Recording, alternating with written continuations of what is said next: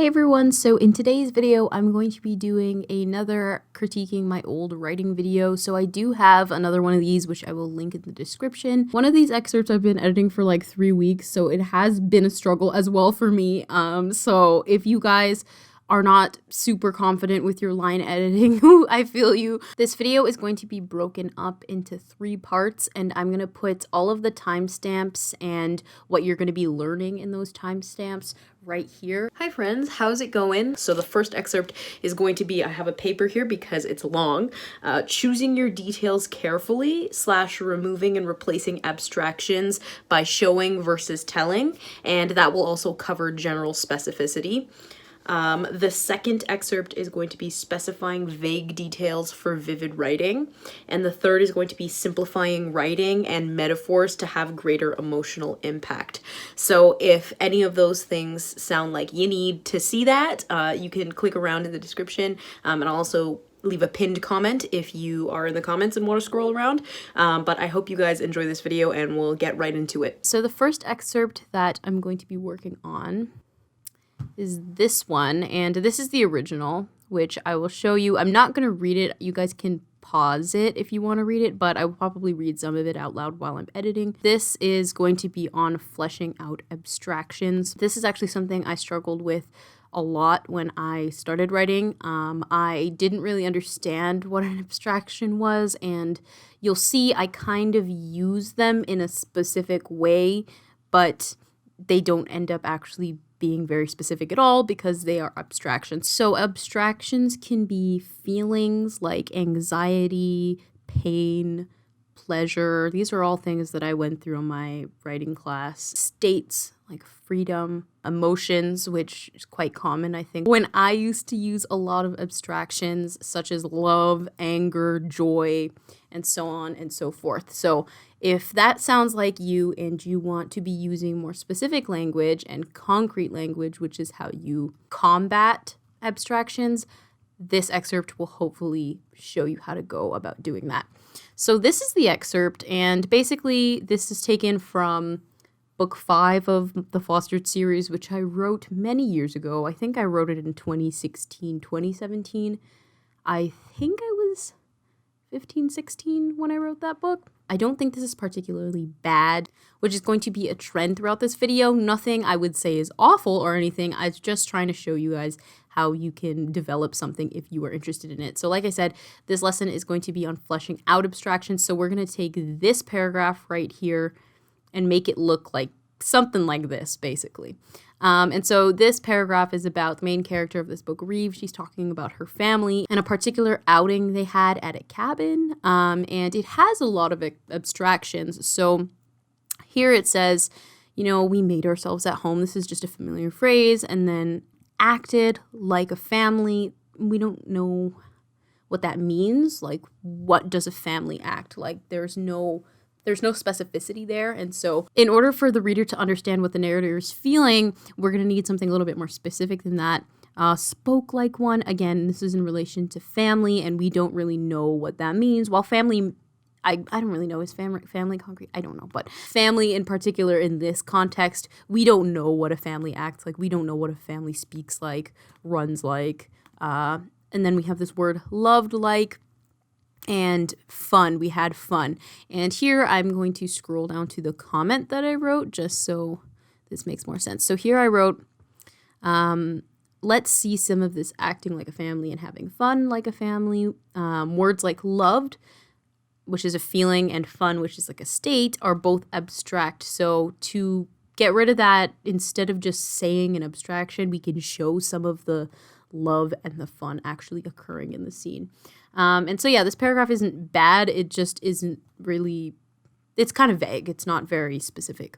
So I'm going to split screen. As you can see, this is the edits, and I made these before just so that I could make a little bit more sense while I was talking. The last video was more of a live line edit, and this one is just going to be sort of me explaining the changes that I made. So this is the paragraph, and we're going to turn it into this paragraph.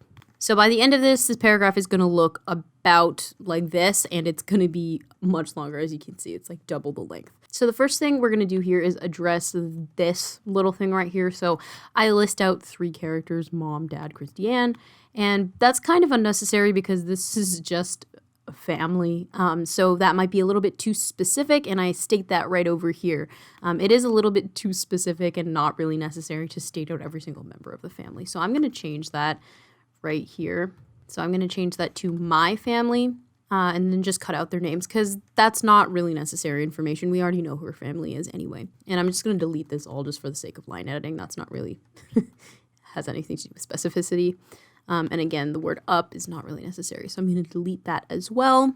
And here is the word we. So we found a cabin run by an elderly couple. All of them found it, like all 3 of them or all 4 of them found a cabin. Like they're children and then 2 parents, probably not all 4 of them. So I'm just going to specify and say my mother. And as you can see here, I immediately started fleshing out a lot of the words. So I'm going to just go back into the big document since we're getting into the meat of the edits.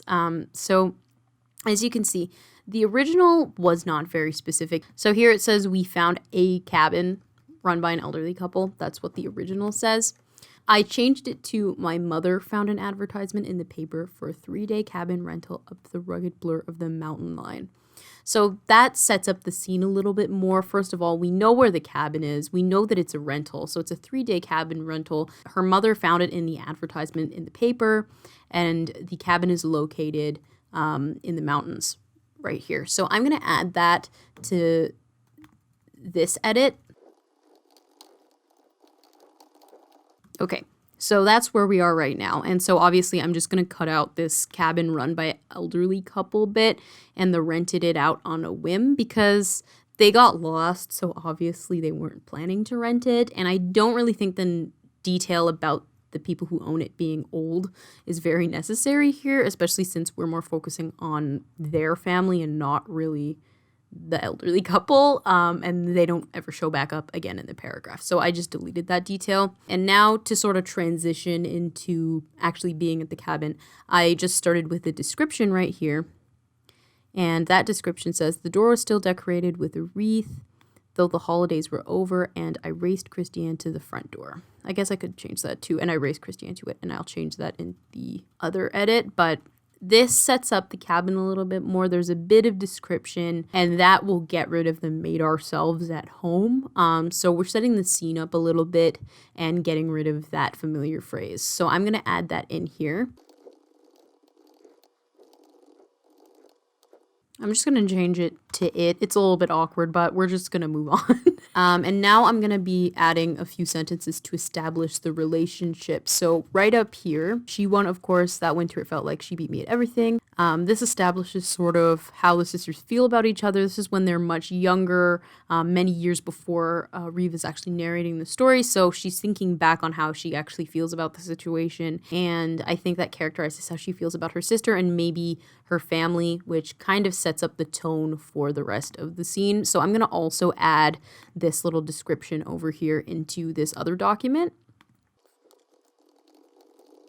And then this next sentence sort of carries on that thought of how she feels about her sister because, as you can see, her sister seems to be the controlling one in the relationship. She seems to be the one who always is getting what she wants. As we see here, as our parents rolled our suitcases up the driveway, we spoke about the bedrooms we wanted and decided I would get the smallest even though we hadn't yet seen them. So obviously there's a bit more tension here. There was no characterization of the family in the original, and I think it's a little bit important to add that here because while we do know her family, we don't know her family in the context of a vacation. I particularly like this edition of this line right here because I do think that it shows a bit of a rivalry, which I don't think was as pertinent in the original, if there at all.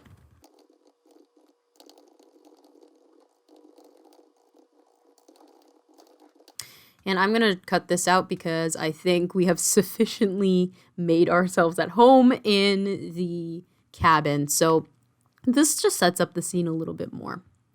And now I'm just going to skip some time. So I added in this sentence right here, later we ate canned ham and the smallest pieces of a broken bundle of pasta, all things my mother scraped from the cupboard. And so this is kind of taking place of the sitting around the table for firelit dinner, talking, laughing, and so on and so forth.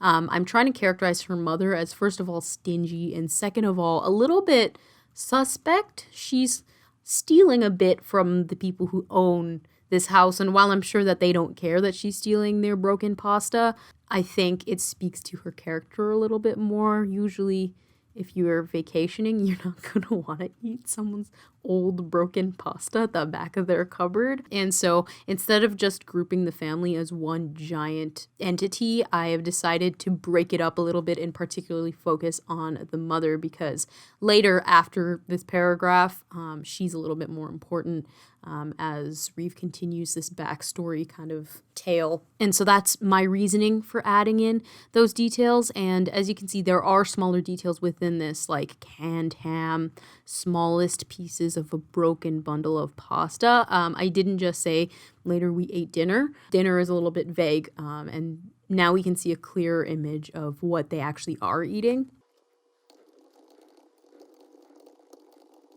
Okay, and now we're going to be moving on to characterizing the parents a little bit together. And again, sort of moving back to the mother at the end. So Reeve says, my parents drank a bottle of wine in the fridge that had gone off, and I only knew because when my mother bent down after our meal to wipe my mouth, her breath smelled like vinegar. So the parents are drinking some off, like, bad wine. I don't know why they would want to drink that. It kind of shows Reeve, first of all, as a child, recognized this, so maybe this has happened in the past where they've drank expired wine. We see a little bit of her mother's tenderness here in this action of wiping the mouth, which is a bit more specific than saying acted like a family, spoke like one, loved like one. And I think it actually gives more of an accurate depiction of what the family actually was like, even when they were having a good time. So it's a bit of unsettling details amidst a seemingly great family vacation.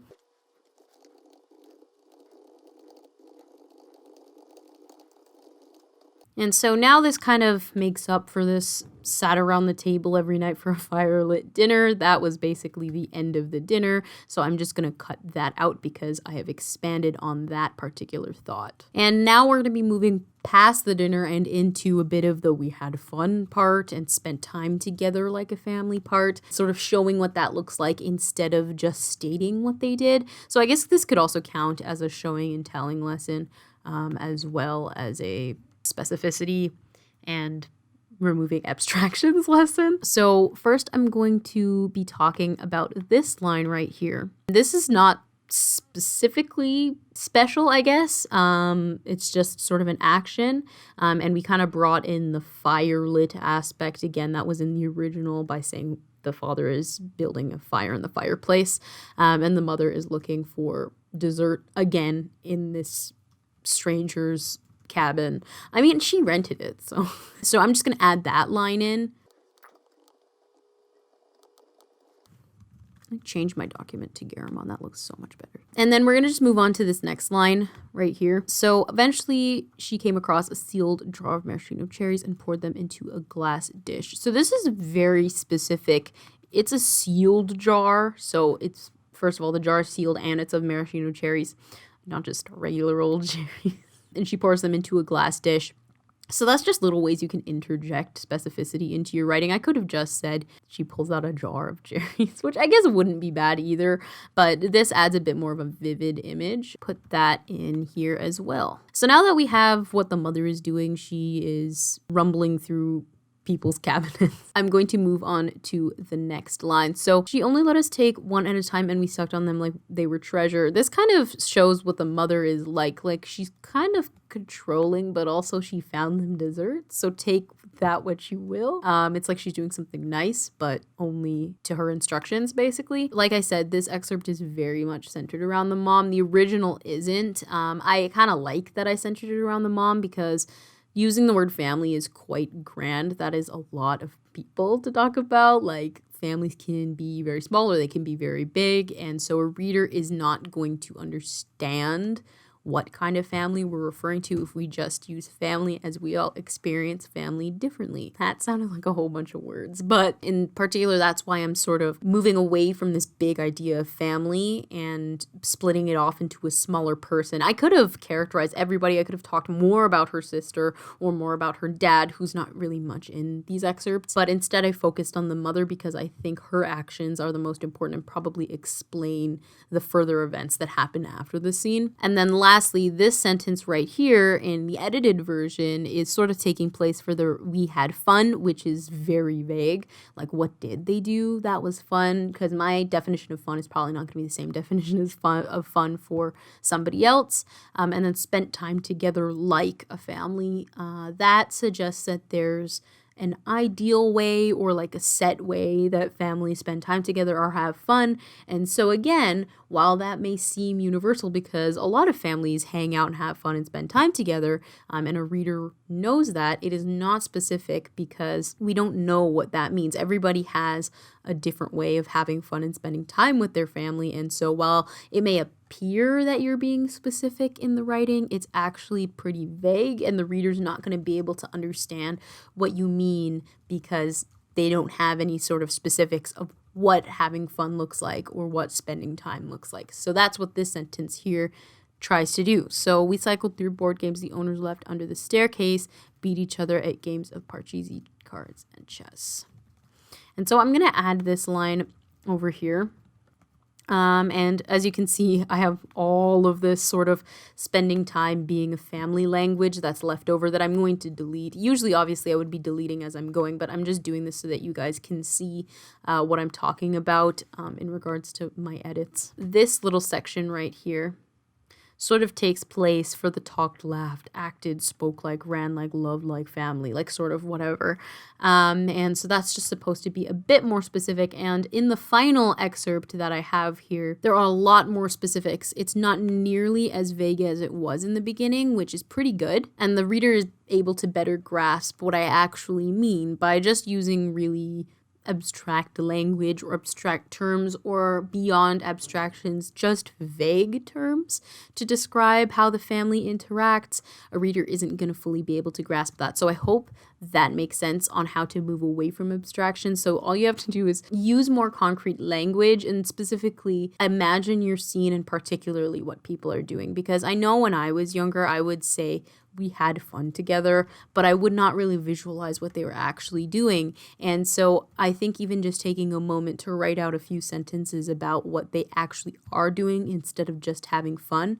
Ask yourself why. Like, why are they having fun? What are they doing to have fun? Use the 5 W's to your advantage and include a lot of concrete language and specific details in order to move away from sort of these abstractions and to specify the writing a little bit more. Okay, so the next excerpt is going to be a little bit different because I kind of did a reverse excerpt on this one. The one on the right here with the yellow highlighting is actually the original, and the one on the left is what I was trying to do to make it a little bit vague. So this has a lot of specific details, and I thought it would be helpful to highlight specific details to show you what those particularly look like, and then also show you the opposite, vague details in place of those specific details, just so you can see how to specify details that might look specific, but that could be specified even further. So I do this a lot when I'm writing, and I still do it now, where I write specific details, but specific details are actually quite vague, and you'll see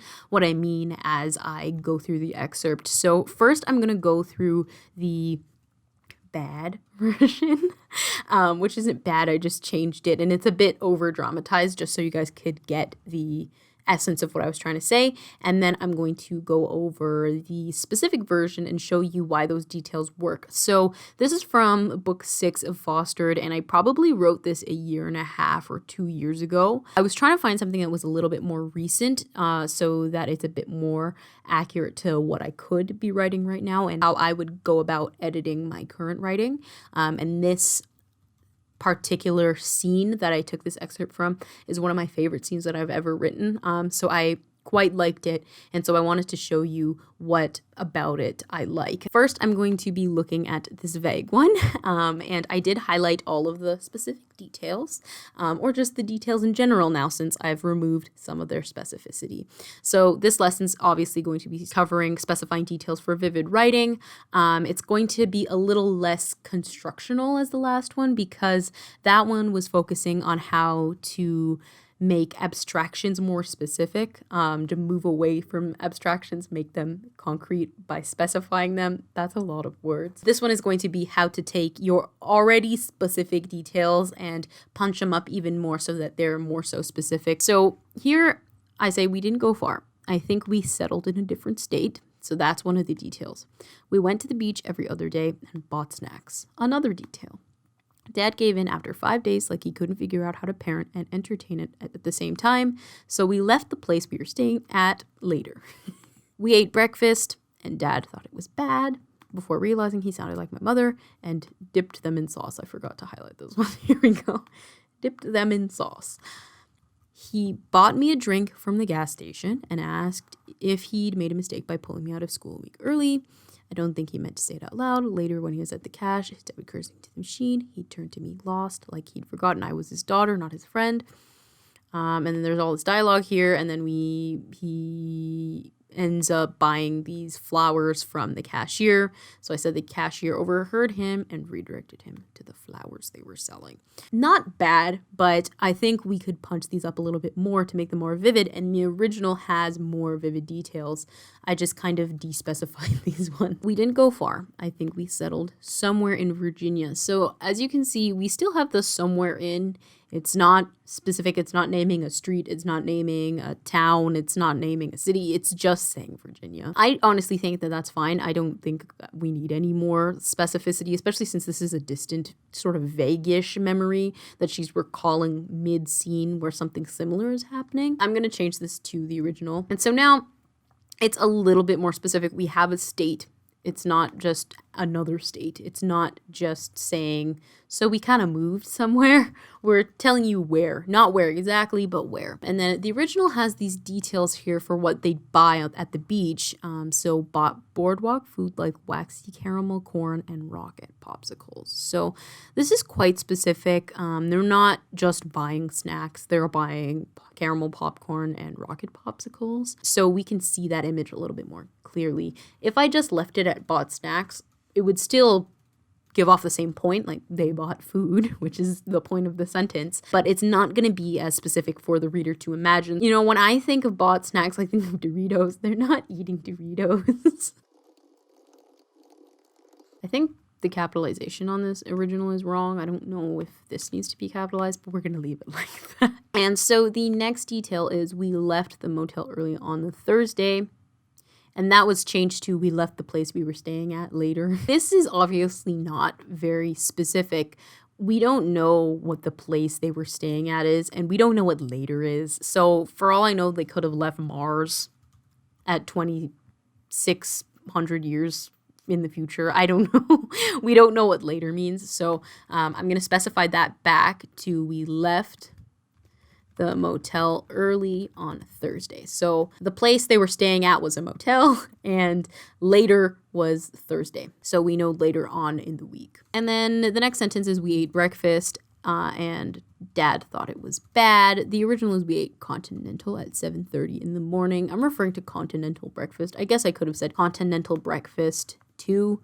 Breakfast is fine as well. I just wrote continental, which I think is specific. I don't know if you can actually say that, but that's what I wrote. This is what they ate, continental breakfast. And it was at 7:30 in the morning. And do I think you need extraneous details like time all the time? Probably not. I changed the and Dad complained the sausages were too dry to and Dad thought it was bad. So that's not awful to say he thought it was bad because that was his opinion. However, why was it bad? Again, the 5 W's are really helpful when you're trying to specify something. When you're looking at words like bad, good, great, awful, ask yourself why do they feel that way instead of just using a word like bad. I'm going to change this back to what the original said. So that's why he thought it was bad, because the sausages are too dry. And then we have this detail here before realizing he sounded like my mother. And then the detail smothered them in ketchup, which I feel like in this situation adds a little bit of tension, because clearly not everything is right. We don't know if the daughter and father have spoken to each other on this trip very much. We just know that they've done stuff. Smothered kind of speaks to this point right here, sounding like the mother. So this scene, I think, was me trying to characterize the parents' relationship a little bit more. And these are the same parents from the last excerpt. And I have this word deftly. Don't necessarily need it, but I'm just going to leave it in there. Smothered them in sauce is my vague version. I'm just going to say ketchup. I hope that makes sense of what I kind of did with this beginning paragraph, just to characterize a little bit. So if you see details like what I had, like snacks, bad, place, then you can use these techniques to sort of implement stronger, more specific words. Then you can use thesauruses. You will see in the last excerpt, used to overuse the thesaurus. I loved the thesaurus a lot, too much, even when I thought I was using it correctly. I would be careful with the thesaurus. So now we're going to be moving on to the last paragraph, which doesn't have as many specific details, but I'm going to show you how to specify a little bit more. So he bought me a drink from the gas station. I changed that to he bought me a slushie from the gas station. I don't even know if that's how you spell slushy. So it's not just a drink, it's a slushie. The last detail in this paragraph is flowers they were selling. So the cashier overheard him and redirected him to the flowers they were selling. And flowers already is specific. He could have just, the narrator could have just said, redirected him to the stuff they were selling, which would have not been specific at all. So flowers, we are already specifying. At least we can think of some sort of flower. It's kind of the same with the drink. However, we don't know what flowers they are. So that's like the first thing that you can do. You can just specify what kind of flowers they are. So I said roses. And now what do the roses look like? For me, whenever I go to the gas station with my dad, I always see these roses wrapped in cellophane paper, and they're just sitting in these stands and nobody buys them because they are really expensive. I kind of took some of that personal experience and I put that into these descriptions here. So I said roses wrapped in neon cellophane, like sometimes they'll be in colored paper. You could say the color here in like purple cellophane. And then I went on to continue with this description. As you can see, I just said selling. So the cashier overheard him and redirected him to the flowers they were selling. Obviously, they're selling them. They're in a store, so this is just a vague detail. But and redirected him to the roses wrapped in neon cellophane. And then I continued by saying drying out in the ring stand. Originally, the original had baskets. I just deleted baskets because I didn't think it was necessary. So now instead of the cashier redirecting the dad to the flowers they were selling, the cashier's redirecting the father to the roses wrapped in neon cellophane, and also they're drying out that are on the ring stand that they're selling. That was a lot of words. But now I'm going to move on to the last excerpt, which is giant. As you can see, this looks demonic. Let me get the original. Okay, so now we are on the last excerpt, and this is probably going to be the most complex of the edits because I wanted to show you what it's like to sort of take something that I wrote recently. This was from Rewired Again, the same book that the other excerpt came from, but I wrote it a lot earlier than the last one, probably about a year in between each one. I think I was probably in grade 11 when I wrote this one, and I was in grade 12 when I wrote the one that I just showed you before. About the convenience store. The writing style is quite different, and it is a very long excerpt. So I just wanted to show you how I would take something that I wrote semi-recently and sort of put it into what I would write today, sort of transform it into my own writing style, which I think is probably what will be most helpful in a lot of ways, but it is a lot of edits, as you can see. So I'm first going to put this in full screen mode so that you guys can probably easier read it. I don't know if that will help, but if you want to pause the video, you can read this right now. So this is a very complex. It's a bit convoluted of an excerpt. And I don't dislike it. I don't think it's bad. It's just a different writing style, and I personally wouldn't write like this right now. And so I'm going to show you how I took this excerpt on the left and turned it into this excerpt on the right. As you can see, it's like half the length. What I was trying to do here was actually just simplify the writing a little bit. It was very complex for no reason.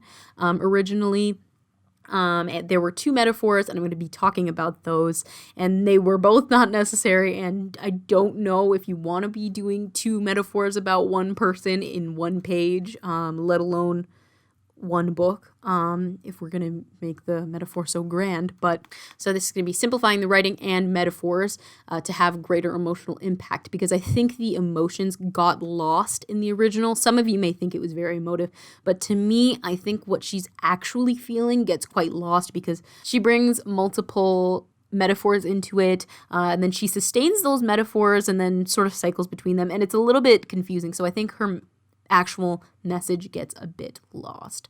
And so I think the one on the right, hopefully you can see a little bit more. We also don't know what's going on in the one on the left without like major context. When I went to find this excerpt, actually I think Sarah found it for me because it was like really confusing.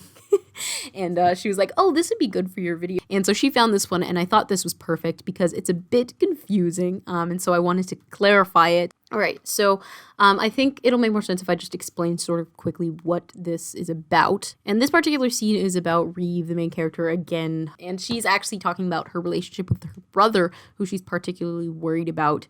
I wanted to characterize the relationship in a way that was less overt, because I did allude a little too strongly. I think this was unnecessary. A lot of the details about why her brother, who's Lonan, is struggling. And so I kind of pulled back a little bit more, because in the scene prior to this, there is a lot more context on how he's feeling and what he has been doing to cope. And so sort of repeating them was not very necessary. She's worried about her brother. And when I was reading this, I really didn't understand what I was trying to convey. Like, I didn't know what she felt. It's obviously toward the end that she says that she's worried. And I think some of the worried got a little bit lost. And so hopefully this will clarify it. But you guys let me know which one you prefer, the original or the extremely edited one. So I'm going to delete the "to the touch" here just as line editing. The windowsill is cold. Obviously, she would know that if she was touching it. And I really liked this detail. On the right, I say, I've cracked the window to keep myself awake, and spring air melts through the filter my father screwed in when I was 8. This detail is actually from later on. It is here. It's in the first paragraph, but it's not the second sentence. So I'm actually just going to copy this detail, and I'm just going to move it here. I have nothing against the chipped, frosted white paint. I just don't think it's really necessary for this particular scene to be describing what her windowsill looks like. This is more about her brother, and I want to get into it as soon as possible, because if you didn't notice in the original, Lonan doesn't actually show up. Like, we don't know he's physically in the scene until this paragraph or something. It's toward the end. I think here he shows up in like the final paragraph. And so I actually have to keep reading on to understand, like, where did he come from? I just thought she was thinking about him. That's why I wanted to bring him up a lot closer. So I moved this line here.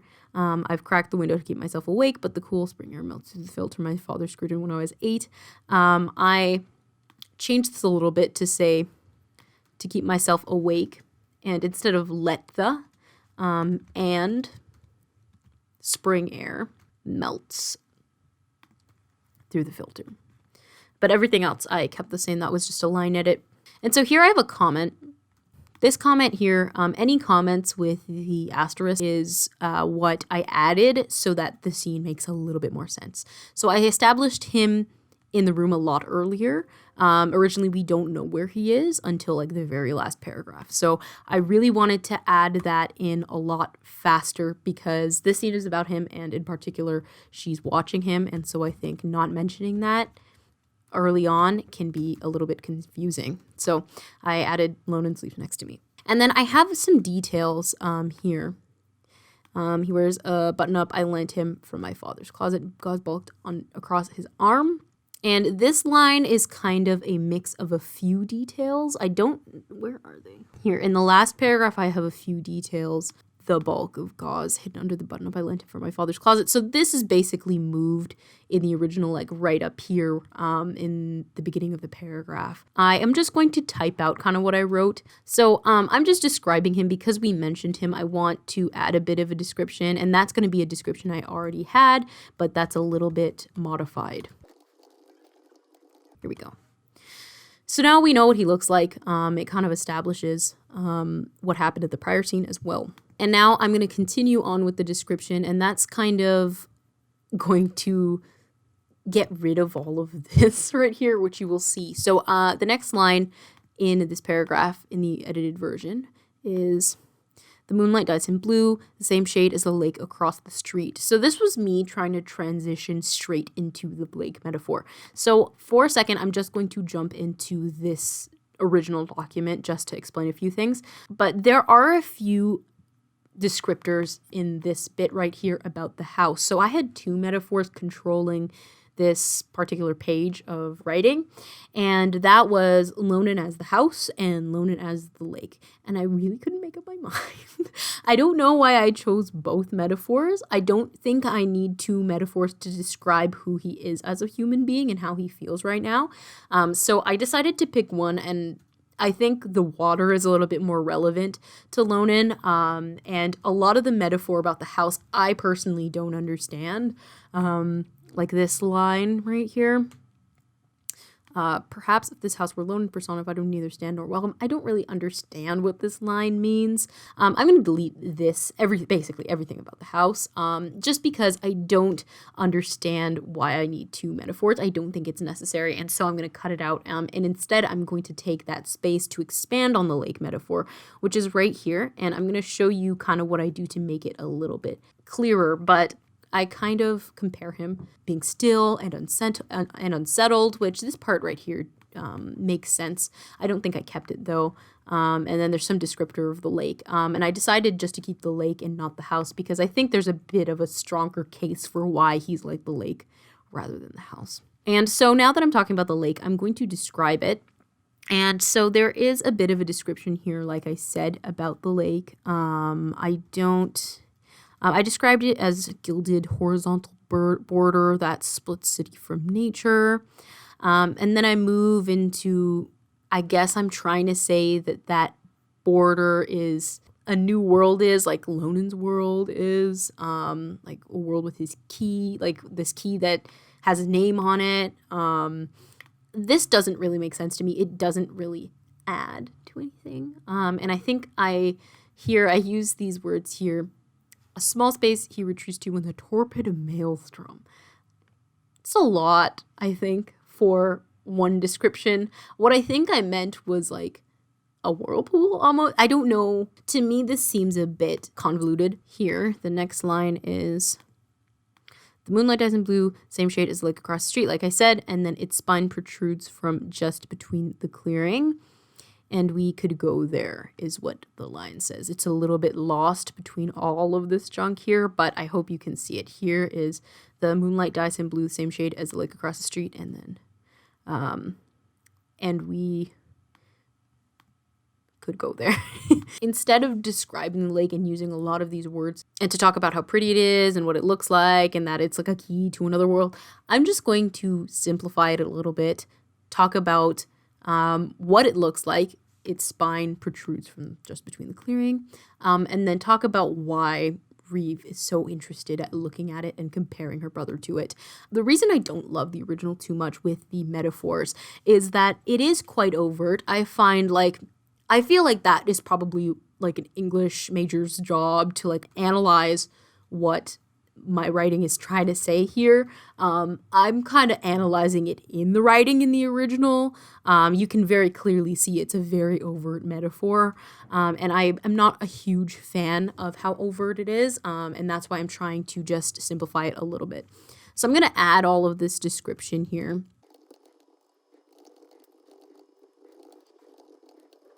making Reeve's desire to go to the lake sort of the center of this paragraph instead of a really, I think, complicated metaphor that is not super necessary right now. Sort of puts us in the mind state of where she's at. It kind of shows that she wants to do something. I'm going to add in this line right here. After we could go there, the water like an antidote. It's a briny waft of sea salt aromatherapy. And I want to sort of describe the lake in why she wants to go there. And the why is right here. So I'm going to add that into this paragraph and then continue to talk about it so that my thoughts make a little bit more sense.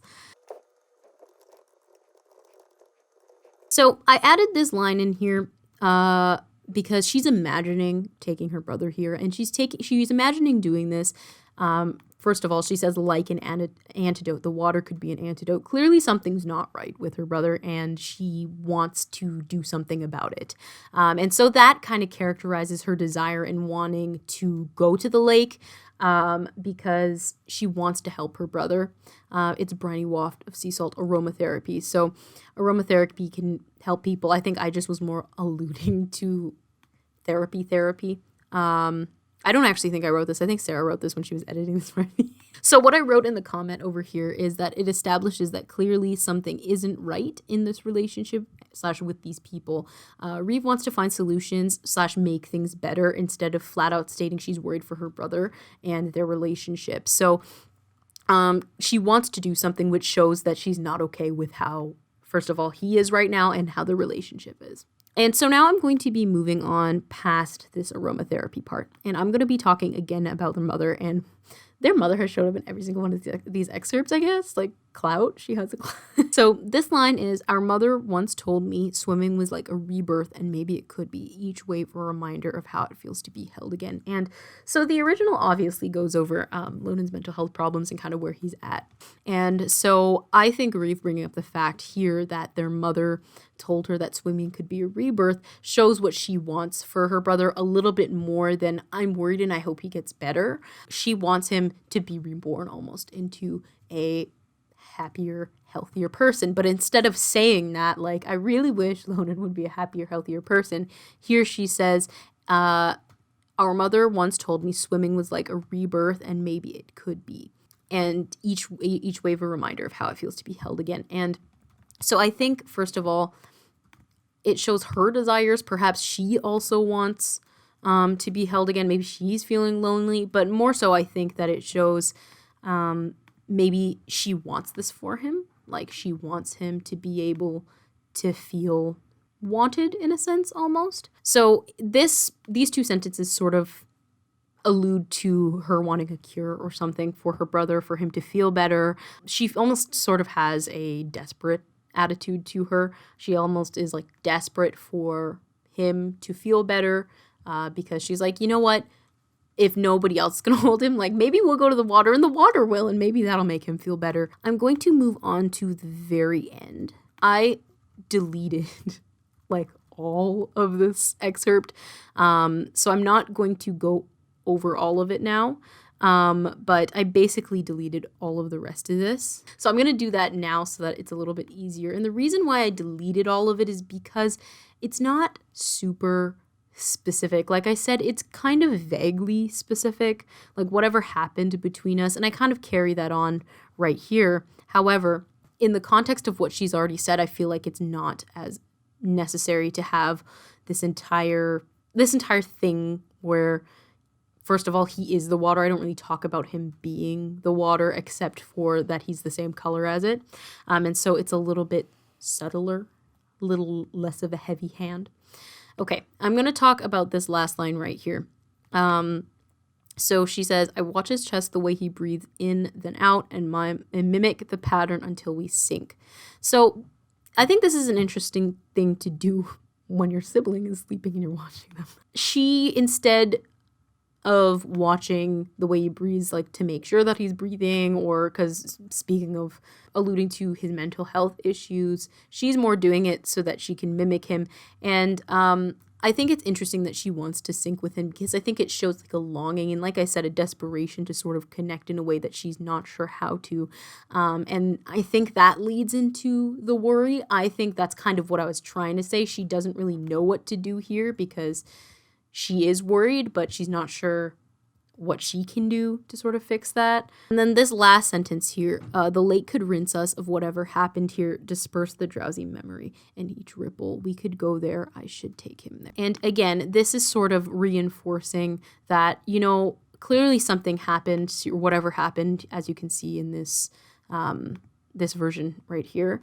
It exists as a catatonic memory is what I said. So instead, I changed it to the lake could rinse us of whatever happened here instead of talking about why remembering this memory really hurts for her. We kind of show it in a little bit of a subtler way instead of them actually dealing with it, like the water can deal with it. I think that's kind of what she's trying to say here. These last two lines that mimic each other, we could go there, I should take him there, obviously are showing her thought process of why she wants to basically go, because all of these good things that the water could do, like fix him, make him feel better, rebirth him, rid them of the conflict between them, just rinse it all away, get rid of the memory that she doesn't want to remember, fighting with him. All of those things are good. Like, we could go there. She wants to basically take him there. The paragraph ends up looking a bit like this, and I think that this sort of reinforces her emotions a little bit more than the last one. Not that the last one was bad, I just don't think that I understood what Reeve was trying to say in that scene, and she was clearly worried about him, but instead of worry, I think it got, first of all, I stated that she was worried, so it kind of got a bit melodramatic, and so I think the melodrama controlled the scene instead of her worry, and I think here, because we've removed those big words like worry, her thoughts have been able to control the scene a little bit more. But I hope that this video was helpful. It was quite chaotic. I know that this was a different way of doing it than the other way that I did it, which was a live line edit, which I struggled through because it was really difficult, and editing these excerpts were also difficult. But let me know which version you like, if you like to see the live line edit, or if you'd like to see a more comprehensive sentence by sentence why I made that choice breakdown, like this kind of video, or if you like both, and maybe I can incorporate them into some further iterations of this video. And if you have any suggestions for how to make this video a little bit clearer, or what you guys would like to see for kind of videos like this, let me know as well. For now, I hope you guys enjoyed this video, and I will see you in the next one. Bye.